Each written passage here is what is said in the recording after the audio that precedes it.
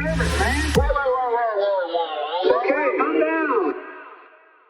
You had an article about a change in the DNC party platform on Lebanon. This is what the platform now says. The Lebanese people deserve to live in an independent and sovereign Lebanon that is free from the grip of Iran backed Hezbollah and a corruption free, competent, reform minded government focused on addressing the needs of its people. In this regard, the administration is also committed to facilitating a diplomatic resolution to the ongoing hostilities along the Israel Lebanon border that would ensure the return of both Israeli and Lebanese families to their homes. So, how did you notice this and what is its significance? The language change was flagged to me by someone who's familiar with the language change, and upon first glance, the phrases that they use don't seem very out of the blue. It doesn't seem that inordinary that the U.S. might describe Hezbollah in this way.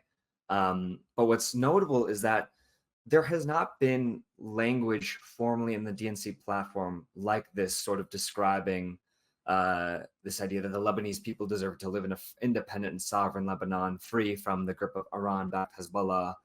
In fact, this new language formally echoed the stance that the Biden and Harris administration has sort of maintained towards Hamas, for example, since while supporting unconditionally Israel's war in Gaza. And so the inclusion of this language at face, it's like, oh, whatever. But when you actually consider the stakes, consider the broader context, it's quite surprising, particularly because this language, like in such specifics, has not been included in the Democratic platform since, I believe I wrote at least 1984.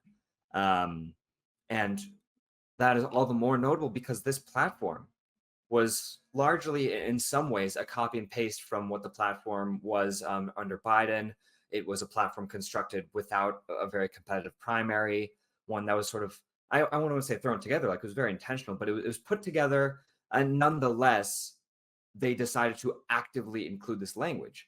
And what's even more notable is that right after this language was added to the DNC platform, of course, it's a political platform. It doesn't necessarily dictate policy. Nevertheless, of course, this is a Democratic platform while there's currently a Democratic administration. That language was added just days before Israel launched what they called the preemptive strike on Lebanon a few weeks ago. And of course, as we've seen since then, just in the past week, that escalation has only rapidly, increased with the pager attacks, some 500 plus people killed, 1,500, 1,600 people injured. And so the addition of this language wasn't just a sort of hand-waving inclusion of something that, oh yeah, the U.S. believes this about Hezbollah because they believe about Hamas and so on. Like there is a sort of contextual stakes here that a lot of the experts I spoke with, sort of agreed.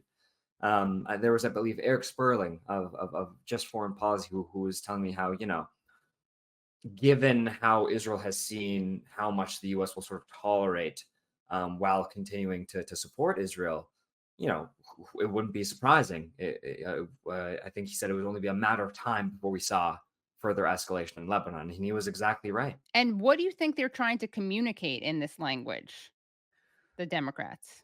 Again, there's a sort of intentionality to including something that hasn't explicitly been written in decades in the platform since, the founding of Hezbollah. And another aspect of this that I thought was interesting is that when you look back at the 2020 platform, one in which there's a competitive primary, one in which a lot of discourse we had about foreign policy, but also about plenty of other spheres in American politics, were kind of much more left in nature, given the sort of competitive primary, given the sort of surrounding circumstances of COVID, of racial justice and police brutality, and so many things, so many contradictions of American society kind of fully on display. These conversations were a bit more robust. And so in the 2020 platform, I'll just pull up the exact quote here. Yes, it said that, quote, Democrats believe the United States should not impose regime change on other countries and reject that as the goal of U.S. policy toward Iran. Wow. Is very different than how this platform is explicitly saying, the Lebanese people deserve to be free from Iran-backed Hezbollah. That is a quite striking difference, and one that I don't think should just sort of be swept aside. I think the context of the times are very notable, and kind of explain a bit of how that came to be. And I think also, obviously, the specific context and specific consequence we've seen of escalation in Lebanon, that this is important language.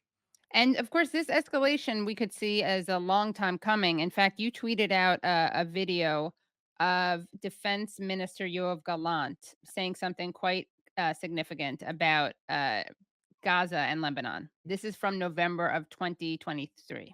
Almost a year ago. וחיזבאללה גורר את לבנון למלחמה שעלולה לקרות. והוא עושה טעויות. אם הוא יעשה טעויות מהסוג הזה כאן, מי שישלם את המחיר זה קודם כל אזרחי לבנון. מה שאנחנו עושים בעזה אנחנו יודעים לעשות בביירות. So what we're doing in Gaza, we know how to do in Beirut. And what was interesting about that clip is, at the time, and since then, some have said, no, like, look, he was warning, this was like a warning shot towards Hamas and Hezbollah. And sure, I mean, that could be taken in the most generous interpretation as that. It's notable that, A, this is sort of published in HD for all to see, but B, the implication is not specifically just a warning shot towards, what they see as antagonistic terrorist forces. He says, what we can do in Gaza, we can do in Beirut. That implies this sense of willingness to commit indiscriminate violence. And at the time when that video was posted, and when I had shared that video as well, I was alluding to that point, and there were quite a few people that said, no, that's ridiculous. What are you talking about? And of course, in the months since then, that warning, that fear, that concern has only been proven true. And, I don't mean to say that as some sort of revelatory observation from me. These are remarks over and over again that Israeli officials make quite explicitly to the public. And it's just a matter of taking their word for it and then seeing how they then use American weapons to carry out those pledges, to understand that they'll follow their word usually.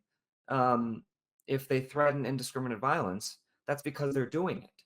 And I found it a little disconcerting, sort of the deference that some of our colleagues in the media continue to offer to them, or even sort of ambiguity in wondering, what do they really mean? It's quite clear because we've seen it over and over again.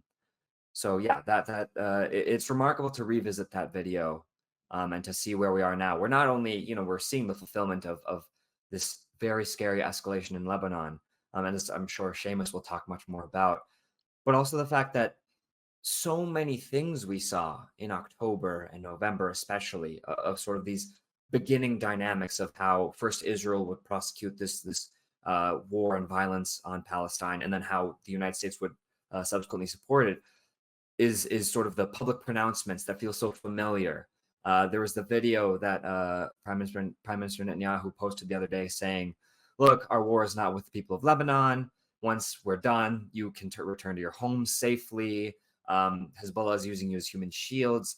And there was these graphics of buildings for which there were sort of these supercells of Hezbollah hiding within residential areas. And just the sheer familiarity in knowing that exact type of video was shared in October, November, and December, only for us to see what would then happen.